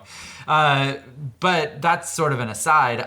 I sort of, I look at it and I go, okay, like, in my life, I have experienced things that feel good and that seem good to me and that are worth chasing and participating in. Goodness for myself, for my family, for others, for my community, for my country, for humanity, for species that are not human. Yeah. And if there's a source of that goodness, then I want to get closer to it. Yeah. Would you say that you have a duty to be good? Not that I'm aware of, but I think that if I behave in ways that we would call not good, that there are consequences for both myself and the people that I care about. Yeah, and so for me, like the way consequences I would call natural consequences. Yeah, I guess the way I look at like moral consequences versus non-moral consequences, like I agree, like there's consequences that I have ever since the pandemic let myself go a little bit, but they hang around me, but they're not. But it's not like guilt. Slipped a little during the pandemic too. Oh man, but it's not like guilt. Like when I have a moral consequence, it's like I have failed, not just myself. I failed being someone I ought to be. I have a failure to an accountability to somebody else, because it's like if you do something and it feels bad, there's different things you could do about it. Like if I have a pair of shoes that feels bad, I just buy new shoes. If there are moral rules that I break them and it makes me feel bad, I'll just get new moral rules. It's like, well, no, I could get new shoes, but I can't get new moral rules. Like and some people do that. And there's bad people who just totally rationalize, and they'll come up with things like, well, look, if they're going to be an idiot, then I don't feel bad taking advantage of them. People came up with these kinds of, but I think you and I would agree, no. With with morality, we ought to be good, and I think it's commendable. You want to pursue goodness, even at great cost, like becoming a vegetarian, for example, and that everyone should do that. And I think, like for me, my encouragement for you and for others would be is that I believe God just is the good. Like I don't know how much of Plato you might have read. A little. Here's interesting. A lot of people in my tradition are more Aristotle. Yeah. He was the foundation for Aquinas and everybody. I love Plato because he's easier to read and he's fun. And Plato talked about like the form of the good. It's just, this is, everything we see that is good in this world is a shadow or a reflection of it. So you're right. Like we want to go towards that goodness. To me, it's going to have some kind of perfect ultimate quality to it. You call it God or not, or wherever you want. Yeah. Maybe part of the journey just might be, God, if your goodness itself help me to be good. Maybe I can't hear, because for me, I make the phone. I'm on board with that. Yeah, I make the call and I don't hear like an audible answer back, but I feel it in just being moved. Yeah. Closer. Well, and I've studied. Part of my journey is that I've looked at a lot of the different world religions, and I don't like, I wouldn't consider myself someone who says the truth claims of all religions are all true. Like I'm not a relativist in that sense. Yeah, because you can't go to heaven, hell, purgatory, and be reincarnated and do nothing and go to nothing at the same time. Right, right. But I see in each of these traditions areas in which they've richly reflected the questions that people were asking. What does it mean to be a good person, as we talked about? What does it mean to live a good life? Yeah. What should we aim for? What should we strive for? And this ideal that we hold up for ourselves, of the person we know we could be. Yeah. That's something that you see all across all cultures. And so for me, and that's interesting, the Catholic Church teaches we don't deny what is holy and true in other religions. And so what I would say is... Another reason I like Catholicism. Yeah, and so what I would say is there are going to be belief systems that are closer and further to the truth. Like I think Hindus and Buddhists are right. There's a transcendent reality. I think Muslims and Jews are right that reality is one infinite God. And then it starts narrowing to Christianity. God revealed himself and gathers and guides us into that. So hopefully, maybe we could sit down again and talk about Bible, Jesus, Christianity. Is it? Yeah, I definitely spent a lot of time on New Testament specifically. But sometimes that can kind of get into the weeds, and that's interesting for some people. But for me, it ultimately comes down to, like, if we do believe in theism, in God, God is goodness itself, and it pulls us towards him. We've got all these different religions. Yeah. It's like, how do you pick between them? What's helpful for me is they all have an answer to who Jesus is. So Hindus would say he might be a guru. Muslims say he's a prophet. Jews say he's a rabbi. Every religion does have an answer. Every non-Christian religion denies Jesus' resurrection and his divinity. Yeah, yep. Mm-hmm. So for me, it's like, if I can figure out that question... Sometimes politely. Yeah, yes. If I can figure out that question, either Christianity is off the table, if he's not. Yeah, and Paul said as much. Yeah, or the rest are off the table. Yeah. At least they're not the fullness of the truth. Sure. So, yeah, and I agree with you, and I spent a lot of time thinking about the resurrection. Yeah. And because I agree with Paul on that one, that's a necessary component. Like, that has to be true for Christianity to be true. And I don't find myself convinced on that point. Well, so let's take a tiny little bit. Just okay, why aren't you convinced? And then we'll wrap it up. Sure, yeah. I think Jesus didn't obviously leave us any of his own writings, so we have other people's writings to go on. Sure. And those writings,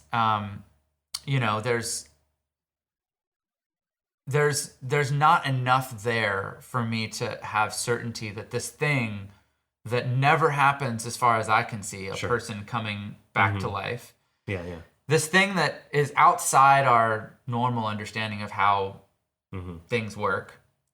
I would need, like Hume, his whole thing of extraordinary claims require extraordinary evidence. Yeah. That's how I feel toward the resurrection. And every argument I've heard for it just falls short for me.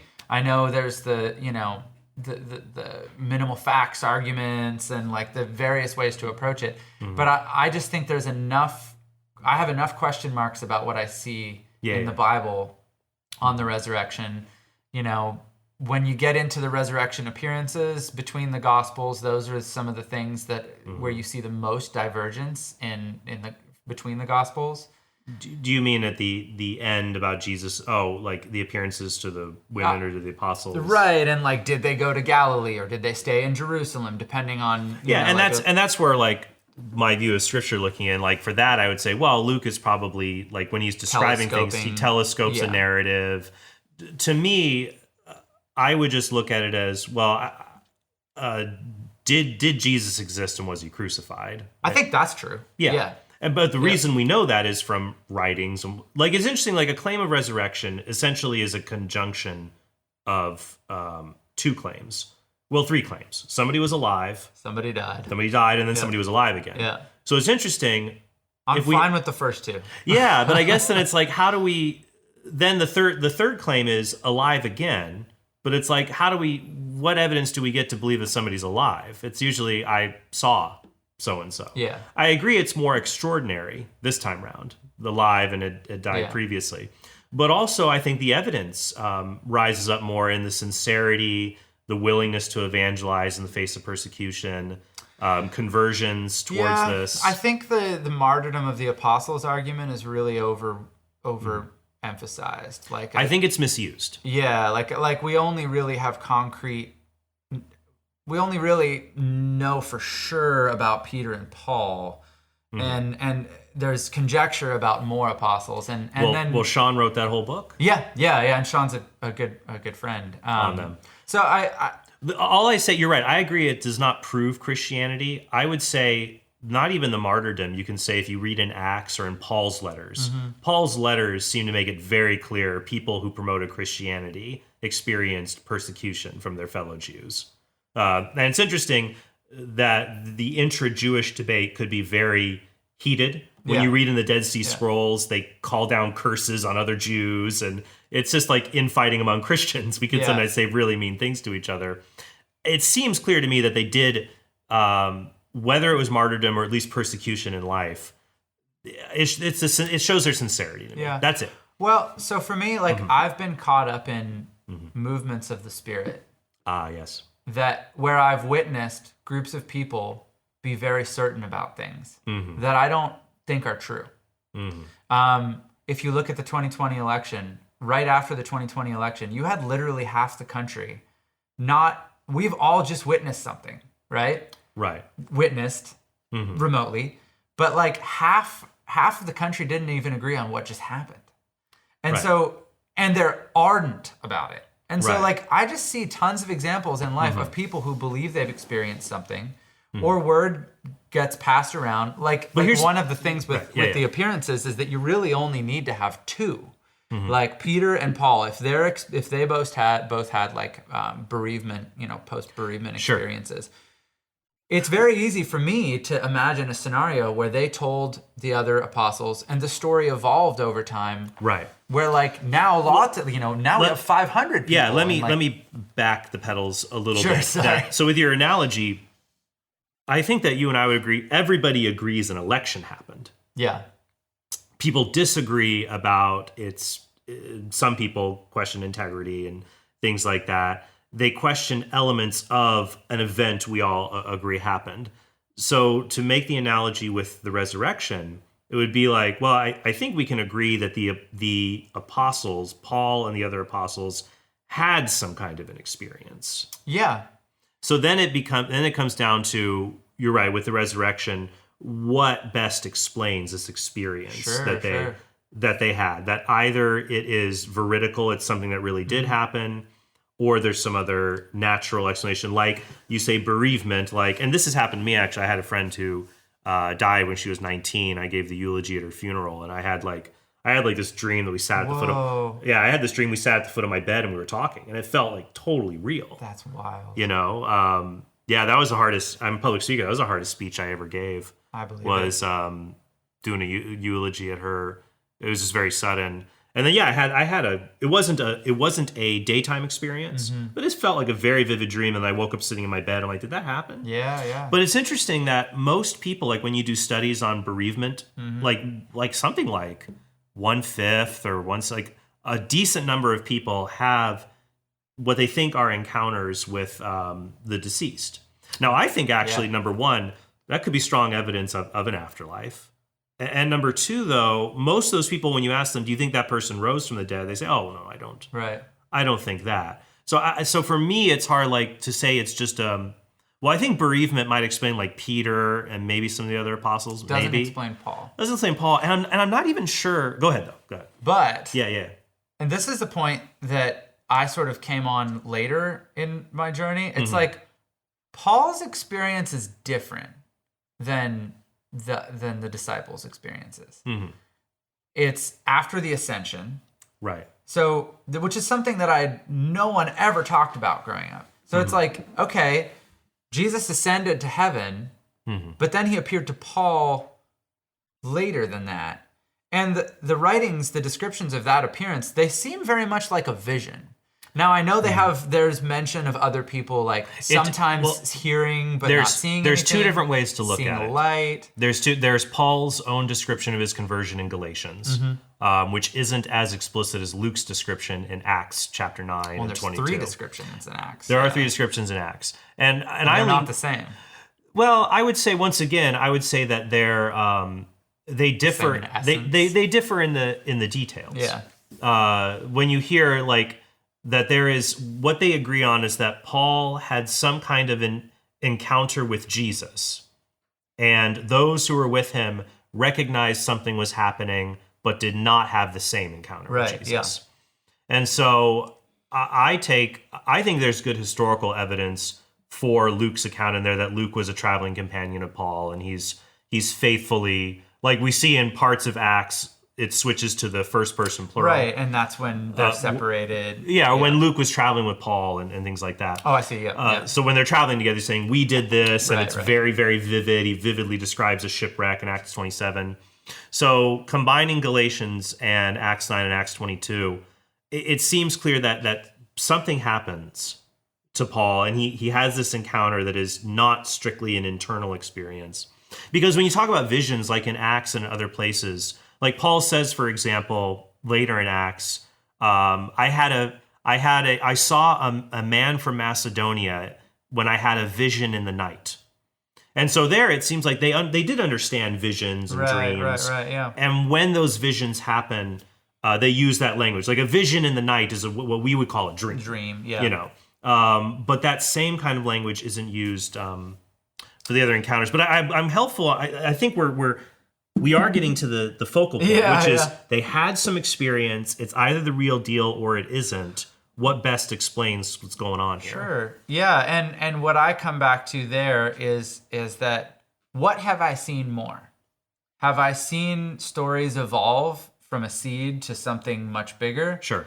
Or have I seen people rise from the dead? And I've seen the first a lot more often. And so and then I look at the New Testament and I see lots of places where it does seem to me, and you might disagree, it seems to me like the story has evolved over time. Like, so you can look at the 4 Gospels, and the earliest one written is the most humble, the simplest, and doesn't have Mark doesn't have the virgin birth. Doesn't originally have any resurrection appearances until you get the long ending, which was added later, and I learned that. Let me jump in on that. First, I would say Mark does have a resurrection. It tells about the resurrection. It doesn't have appearances. And so the question of what happened in Mark's gospel, we actually don't know if a part was lost. Right, because if these are scrolls and they're rolled up, and the beginning and ends will meet each other right here. Right. If that part, or if Mark is purposely doing something with a literary device, where he's purposely saying, he's telling, I think it's to Mary Magdalene, go and tell Peter and the others, as I told you, where I would be. Yeah. And it says, and then they ran and said nothing. Right. Now, and then cliffhanger. Right, yeah. But it doesn't mean they literally said nothing, because right. Where did the story come from? It's like in Willy Wonka and the Chocolate Factory, when Charlie finds the golden ticket. Run home, son! Don't tell anyone you found the ticket! Well, clearly he did. He goes back to the thing later. It means they were scared, so they didn't tell any passerbys on the way. Right. My overarching point there is that you have Mark, and then you have Matthew and Luke, which add the virgin birth story, and then you have some time in between, 10 years, however you want to date them, 10 years or so. And then you have another 10 or 15 years, and you have the Gospel of John, which is the most developed theologically. It's a completely different type of document. And I mean, to my eye, I see evolution. I see an evolution. And I'll tell you what I see something different. Yeah. So number one, I would say actually our earliest account is actually our grandest. Because Paul talks about Jesus appearing to 500 people, to the 12. So I would say Paul's account, which is the earliest we have, is a very grand account, if you look at it in that way. Number two, with John, I see a complementary account. Yeah. It'd be like, you might have people talking about your life as a musician and your faith, what you're doing. And if they're using similar sources, they might talk about kind of like your public appearances and songs you would share and like same stories you would kind of tell in group settings. Yeah. And then if that's been out there for a while, someone might say, I'm going to write about John's conversion, but there's another side of him you don't know as well. Mm-hmm. Like having these deep like some people might just see you on social media and the music you do and not realize, wow, this guy's got some real deep insights on theology here. And you would think, I'm a multifaceted person here, people. You can't just look at me as just on some of this. Because I agree with you, it could be jarring to read Mark and then read John. Yeah. And you're like, who is this the same Jesus? Yeah. But I think that the tone is so different. But I think though that it's like if someone were to with any of us, you might see different facets of a person in different environments that are drawn out. It could be. And so I think for each person who looks at this stuff, they have to sort of ask themselves the question: do I think that this is someone showing another side of Jesus, or do I think this is evidence that the story evolved over time? But I find the second one more. And there's another hybrid to it. So when you read the ancient Greek historian Thucydides, for example, I'm not familiar. There's two big ancient Greek historians, Herodotus and Thucydides. Herodotus is fun to read and he's not as reliable. Thucydides is more accurate. That's what makes him fun. Yeah, exactly. So he talked about how you preserve speeches in the ancient world and discourses and teachings. And he said, some of them I was there, but I didn't remember the whole thing. So I wrote what I thought the person would say, what was most true to their words. And so I think when we read the Gospels and you see Jesus giving these long discourses, it may not be word for word what he said. But what is preserved is the essence of it, and John is giving it to us in this kind of robust language. Now, I think it's very true to what Jesus said. Someone would say, Trent's a heretic. I'm not. I know I'm not. Because when you look at, let's take the baptism of Jesus. What does the Father say at the baptism? Well, it depends, where you go. But, right. Mark and Luke say, "This is my beloved son, with whom I am," or you are my beloved son, with whom I am well pleased.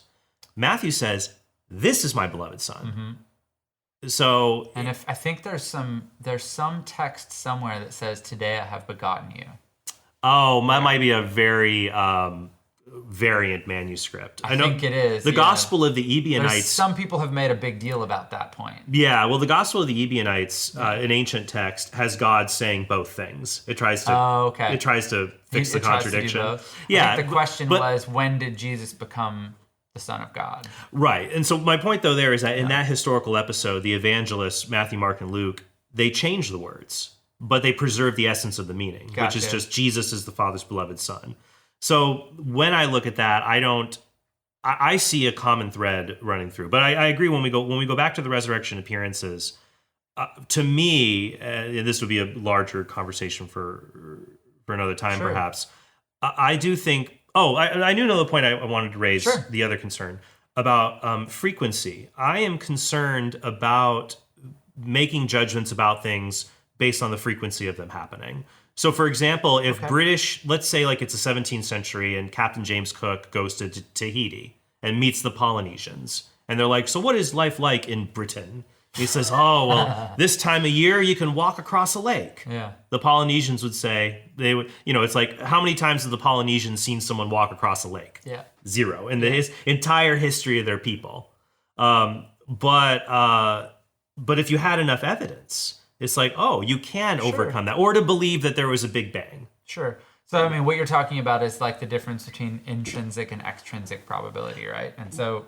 Right. So something, and also to determine intrinsic probability, if it's just frequency, I would be concerned, because there could be infrequent things that are not that improbable. Well, there are things that happen every day that are improbable. So... Yeah, right.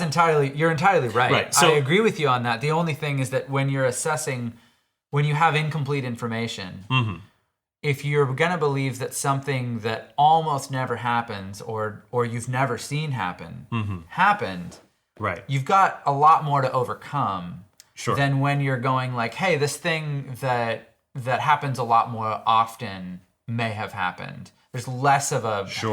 Of that thing to overcome. Then for me it becomes, when I put forward the hypothesis, the proposal, here's what happened, here's the effects we observe. It's like we have the writings of Paul, writings of the other apostles, the growth of the church. We all agree on the effects. There was a Christianity. Yeah, certainly. So then it becomes, all right, I'm going to put in my proposal of the cause of these effects. Yeah. I think the resurrection, exactly right. the resurrection explanation has a lot going for it. Is I think it has good scope. It explains them all. It has power. Like, oh yeah, I can imagine these effects coming from this cause. The only thing where people have problems with it is that it would be ad hoc. It's like, oh, we don't see resurrections a lot. Yeah. But I don't think it's something invented just to explain away what's going on here. I agree with you. We should take the simpler explanations when we can. Yeah. For example, when I was in college, my bike got stolen because I had a crummy little lock. And it could have been bike thieves or Martians. And both, who just zapped up my bike. Right. Both do explain the effect. Yeah. But one is preferable. Yeah. Because I'm familiar with bike thieves. That's a part of my framework.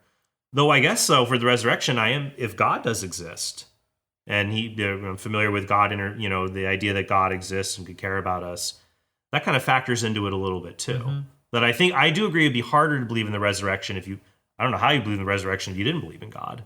I mean, I know people that do, actually. Really? Yeah, a polytheist friend of mine.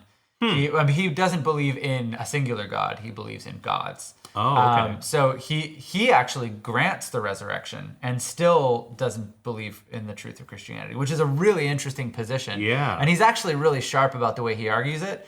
I don't agree with him. Yeah. Because if Jesus rose from the dead, if you were convinced of that, you'd probably be like, okay, I think I'm back on board. I don't know. I mean, probably.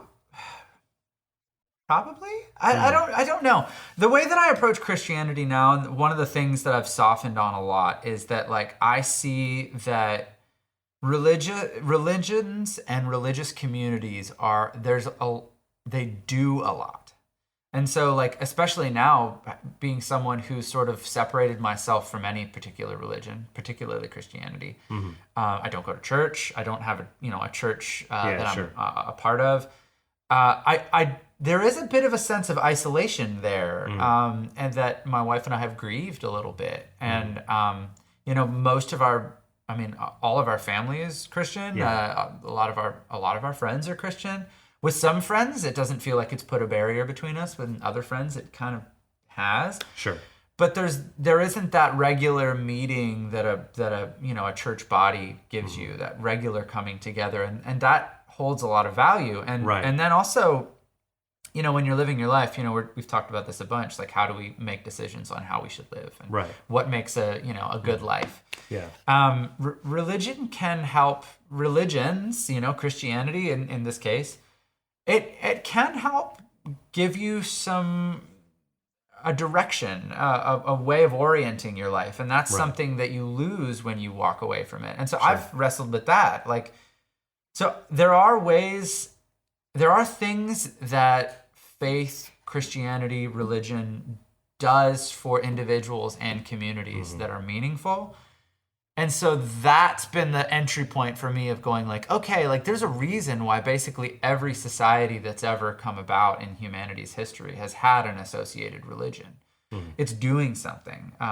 And that's something. Well, people are naturally social creatures. Yeah. They'll bond together. And I think even people that are not religious will find things to try to organize themselves around. And there can be rituals that are non-religious,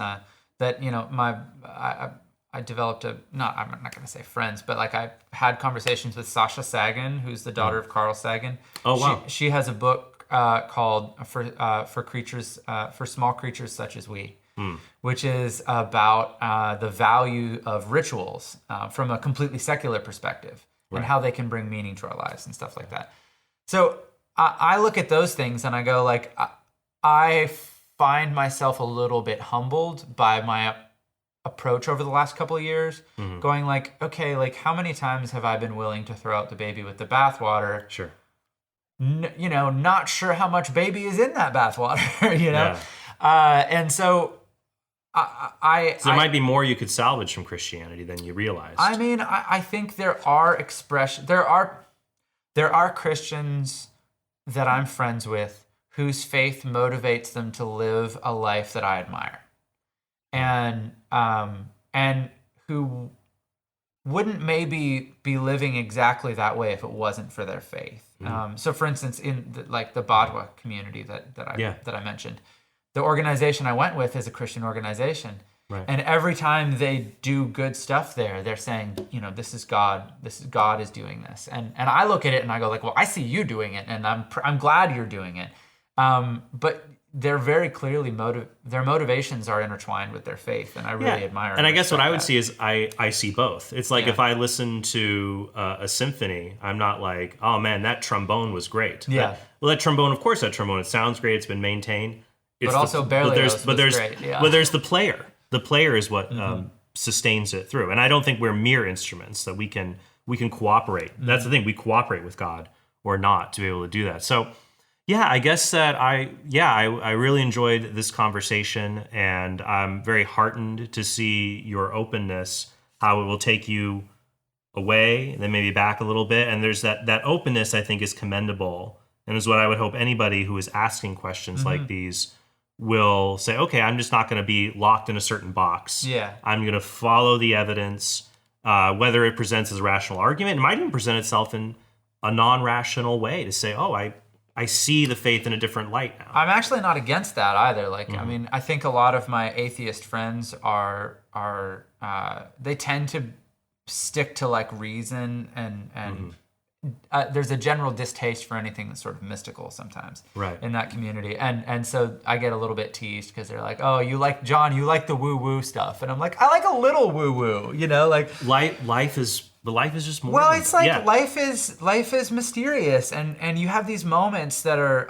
there are more things in heaven and earth, Horatio, than are dreamt of in your worldly philosophies, as Hamlet. Is that Hamlet? Yes, that's where Hamlet and his friend Horatio are debating whether or not they really saw his dead father, who's come back to tell Hamlet to avenge him because his brother killed him. Yeah. I only know that because my son loves reciting Hamlet to me. Oh, wow. He's got this, well, he's not a savant, but like he has this kid Shakespeare. Yeah. That's really cool. Yeah. So, well, like when I have experiences with my kids, when I'm spending time with my kids, you know, like I have this sense all the time where like I'll be with my son or my daughter. Usually this happens when it's more one-on-one. You know, when you have those one-on-one times with one of your kids and it's just like, you're just like the moment everything slows down. Yeah. You know that this moment matters. And so I'm just having a moment like this and like the word sacred feels right. Well, yeah. And I would say, yeah, that when I'm in that moment with my kids, I feel that's probably some of my deepest religious sense is the sense that you were entrusted to me. Oh, you were entrusted. Scares the crap out of me. But because of that I know God has given me, he will give me the abilities. God does not call the equipped, he equips the called. And so when I see that, I think that can be a huge pointer that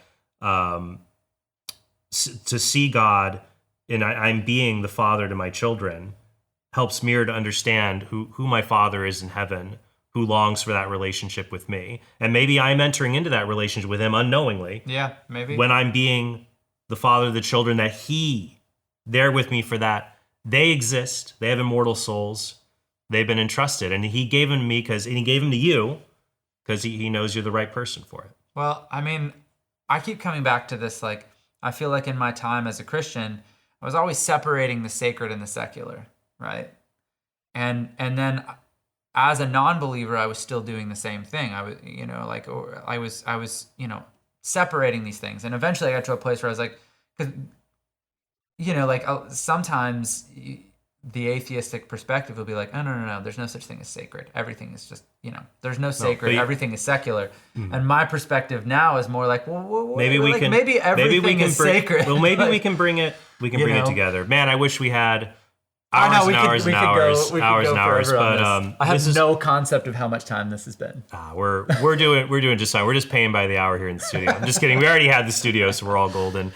Everyone, I hope you really enjoyed this. Where can people go to follow you more on your journey or learn more about you? Or Well, I actually sort of came off social media. So I have a YouTube channel that's still up. I'm not doing any stuff on it right now. It's just under Jon Steingard. I have an Instagram and a Twitter account, but I'm also not on either of those. So you know what? Just pray for Jon. Listen to some of his old music. Yeah. I'm spending time. Good for you. I'm spending time right now learning about presence and being present and studying presence and reading and being with my kids and my family and the people I care about. And I tell you what, next time I'm back, we'll do a longer conversation. We'll do another conversation, and then maybe we could stop by. I'd love to take you. I attend an Eastern Catholic church. There's an Eastern church here. It's kind of like, it's Catholic, but it feels like Eastern Orthodoxy. Okay, that's interesting. Oh yeah, it's got incense, smells and bells, the iconostas, icons. It's if you like mystical, it's you should come by with me. It'd be fun. I would definitely do that. The way that I approach life is, and it's very kid friendly, by the way. Oh, cool! And you know what's fun about it? We don't have, at least at the Eastern Church that I go to now, we don't have pews. Oh, okay. Because for 1,500 years, Christians stood. So it's all standing. Is standing is the proper attention and reverence. Though every year, like during Lent, during the Great Fast, you lie prostrate in sorrow for sins, and it's very engaging. I think you'll like it. But I like sampling experiences. It's a good place to be in. So definitely check out, share this dialogue. Yeah. So normally I ask people to go check out your stuff, but I have nothing to plug right now. How about it? Share this dialogue with others. And this is important. I want more people who have different religious beliefs to be able to have these kind of sit downs. So Jon, it was a lot of fun. Thank you for inviting me. It was Absolutely. a blast. So thank you guys for listening. And if you want more bonus content, check out Trent Horn Podcast at TrentHornPodcast.com. Otherwise, Jon, thanks for being on the podcast. Yeah, thanks for having me. All right. I hope you all have a very blessed day. Hey, thanks for watching this video. If you want to help us produce more great content like this, be sure to click subscribe and go to TrentHornPodcast.com to become a premium subscriber. you'll help us create more videos like this and get access to bonus content and sneak peeks of our upcoming projects.